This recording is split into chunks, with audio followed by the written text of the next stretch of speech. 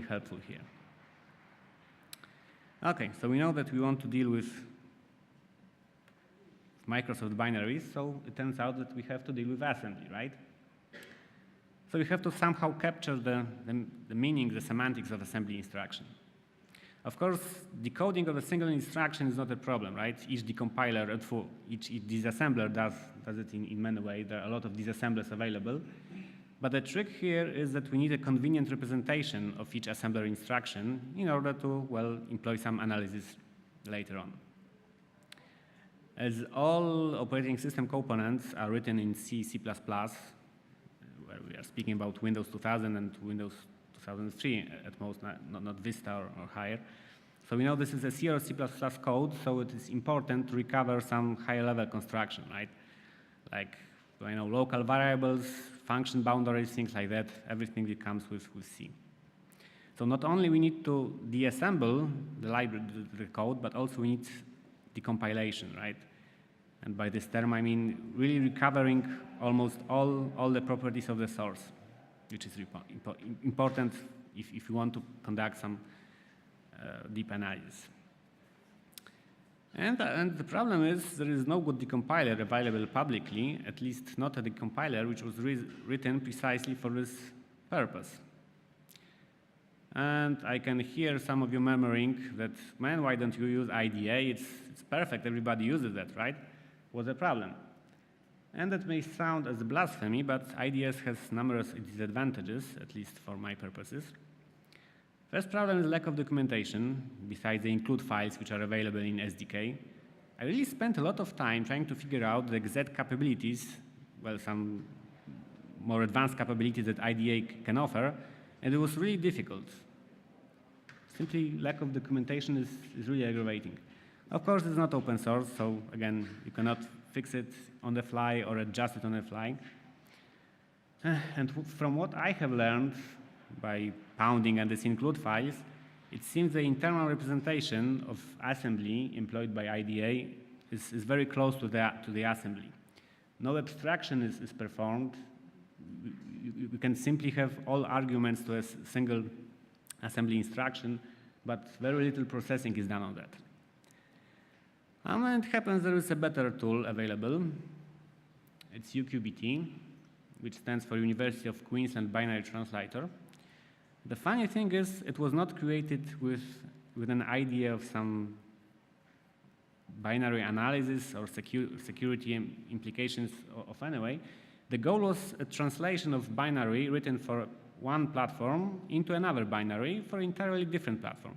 So say you have a Spark binary running on Solaris, and you want to convert it into a Pentium binary running on Intel on Linux. And of course, maintaining the same semantics of the program. And it happens, this tool is capable of quite a few tricks which resemble this. In the distribution, there are numerous examples which show the original Spark program and then translated Pentium program, and that they prove that they do the same thing. And as you may imagine, if you want to translate binary from one architecture into another, you have to decompile that. You have to really know what this binary does, what is the semantic of the program. And that's why this tool is pretty useful for my purposes. This project is quite large. A lot of people worked for a long time on that. It supports architectures like i386, Spark, HPPA, MC68K, a few binary file formats, ELF, DOS, exe, PE to some extent, but they mostly focus on ELF format. But the most important thing is they have very convenient instruction representation. In fact, they have some sort of metacode, some intermediate level assembly or whatever you name it. Anyhow, it's called semantic strings. The main C++ class that implements it is called semantic strings. And this class is responsible for holding the meaning of all instructions, all assignments, all statements. For instance, the same representation is used no matter what was the architecture of the source binary. So no matter if you analyze Spark binary or Intel binary, it gets translated to the same representation, right? So it's apparent that you can abstract of any dependencies on the original architecture, which is very good. Also, they have a lot of code which work on this representation. So, for instance, if you want to translate it, perform some additional analysis, it's very helpful. For instance, there is a function which takes a semantic string as an argument and some substring, and it can change, for instance, each occurrence of, say, EBP register plus something into a local variable. There is a single function to do that. And if I wanted to write it in some IDA scripts or plugins, it would really take a lot of time. And in this case, there's a lot of code were available. Also, uQBT is capable of emitting C code from assembly, so it really performs like a real decompiler, produces equivalent C code, well, more or less equivalent. In fact, all our analysis related to integer overflow finding will be done at the semantic strings level, but as we saw, CBMC prover works on the C code, right? So it's important to feed it something it can work off. So the capability of emitting C code is important. And finally, the code is with BSD license, excellent documentation. There is, as far as I remember, like 200, 300 pages of PDF documentation in the distribution, really describing every bit of functionality. So it's really great. Again, unfortunately, there are some problems when applying uQBT to at least to win32 files. There was a number of problems. Some were difficult, some were not. For instance, only CDEC calling convention was recognized because that's what is used mostly in Unix world. But unfortunately, on win32, at least 3 different conventions are commonly used. So it was a problem. Okay, there's quite a lot of things that were missing. And if you're interested in gory details, what was missing and how I approached this, you can read the paper, which is available on the Congress website, along with the slides. But it's not totally important at this moment. There are some technical issues. Well, the important thing is that I fixed or worked around the above problems, right? Which took me quite a lot of time, but well, the state of the tool is now that it's more or less working. So maybe let's just summarize what we will intend to do. We will take some Windows binary. We will feed it into uqBNT ng tool, which should decompile that, produce some C code, and also it will add assertions which check for integer overflows. And then if we have such a C code, we will feed it into CBMC theorem prover or model checker, which will find whether this assertion holds in each possible execution. And then we should get some either verification succeeded that it's not possible to cause an integer overflow here, or verification failed, which may mean there is an integer overflow. So the last thing is to add checks for integer overflow in buffer size allocation, right? Of course, integer overflow can happen in many places, but well, it's most dangerous when it happens in buffer size allocation. And again, that's another thing I have assumed, right? So we have this example, like we have local alloc call, which allocates memory with this library function, and takes EEX as an argument, the size. And somewhere before, we have an assignment to EEX. So the algorithm is find all calls to function which allocate memory. For each call, find an instruction which calculates the actual size, and then look if integer overflow can happen here. And as we look here, of course, we have 2 additions, right? And each of these additions can result in integer overflow. So we should add an assertion here, checking for both additions. Also, we have a multiplication. Integer overflow can happen here as well. So another assertion is due. But also, we have to find the assignments which assign EDI and ECX register, right? Because integer overflow could happen even earlier. So again, we have to backtrace the execution to the instruction which assigns EDI or ECX, and then apply the similar checks there. And to sum up, the checks are added for integer overflow in addition, multiplication, and 32-bit to 60-bit conversion, which can happen if you mix integer and short variables.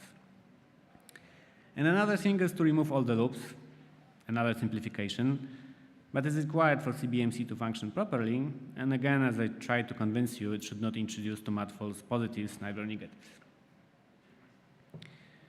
Okay, and this is some sample results, again with the library I mentioned. But I think first we will try to run it.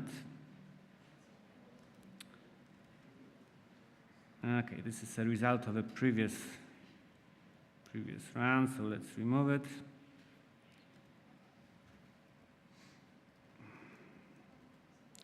Okay, this is an invocation of the tool. Yeah, some flags, it takes the binary as an argument, and mercifully I will suppress the errors. Okay, so we can run it.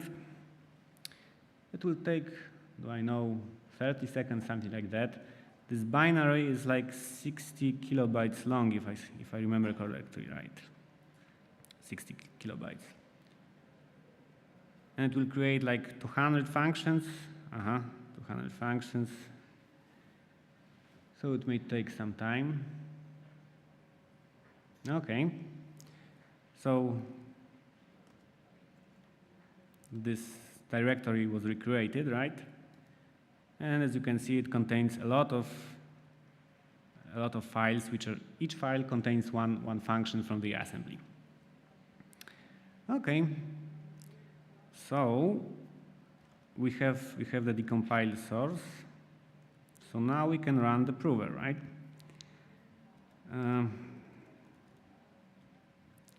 This is the command that script that runs the prover. It does not do anything special besides setting the resource limit. So if this model checker requires too much memory, it won't blow the computer. And basically, it just checks one C file by one. Okay, so let's run it. Again, it will take quite a lot of time. All these functions will be checked in about 6 minutes or so. So we won't wait until it finishes. Instead, we can have a look at the output of the tool. Let's take some sample function. Okay, this is an output of IDA, so you should be familiar with it. And we can have a look how it was translated into C code by UQBNT. This VSCLN instruction matches this one. And you can see that some assertions were added. And of course, assertions are not added after each arithmetic instruction. The reason why they were added is because somewhere below, okay, here we have a local alloc call. And if you backtrace the size arguments, somewhere it's assigned here, you will probably arrive at this point. Okay, so let's see how it works. In the assembly, you call VSCLN and multiply the results by 2, right? You shift EAX by 1 left. And we see it's translated properly. Okay, you can figure out that I24 is the representation of EAX register. So it's assigned the return of this function. And then you multiply it by 2. And again, you have to check for possible integer overflow. So you just check whether I24 is smaller than the half of the maximal integer value. Somewhere below, for instance, we have an addition, right? Add EAX15 in hex. And it should be somewhere here, I assume. Where is it? 15 hex is 21, right? Do you see any 21s in here? Okay, here it is. So we have this addition, and again, we have to check that EAX is smaller than maximum integer value minus 21. If it's smaller, then this addition is safe, right? No integer overflow can happen. Okay. Now let's go back to our tool. Okay, it has already processed a few functions. And you can see that in one case, almost in all of them, you have verification successful, right? But in one case, verification failed. And if you inspect this function